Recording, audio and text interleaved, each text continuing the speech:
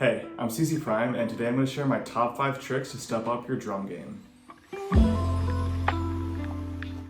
My first trick is to record your own sounds. Being able to create your own drum and percussion samples might be what your track needs for that extra originality. You don't need a fancy field recorder for this. I still use a USB microphone that plugs right into my computer. I've been experimenting with household objects lately. For example, I had these nylon shorts laying around. When you rub them, it gives off a nice little texture sound. And also this spice container can give a nice little shaker element. So you can really be as creative as you want when you're recording your own sounds.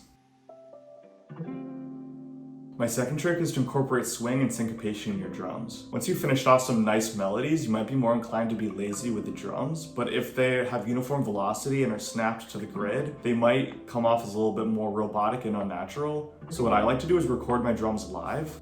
This is a Machine Micro. It's a little bit on the pricier side, but you can do this with any MIDI controller. Just load up your favorite drum sounds and play them live. Once you are back in the DAW, I don't necessarily fully quantize them to the grid so that they have some kind of imperfections and some natural elements. And also each note will have its own velocity, which gives off this more organic feel that I really like in lo-fi tracks.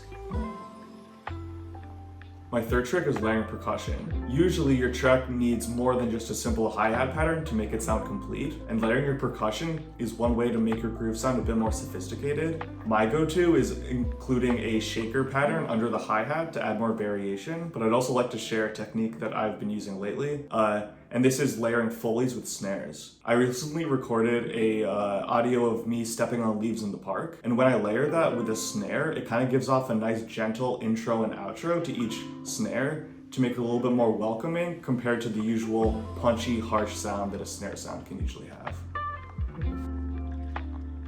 My fourth trick is isolating elements in the mix. Once we have maybe 3 or 4 percussive elements in our track, you might notice some clashing and even clipping between them, which we definitely don't want. And so what we can use is just a simple equalizer to isolate the frequency ranges of each element so they live in their own space. For example, I like to have my hi-hats and snares live in around 7500 Hertz and my shakers live in 750 Hertz. Just remember that mixing is a creative process and it's all up to preference, so just do whatever sounds good to you.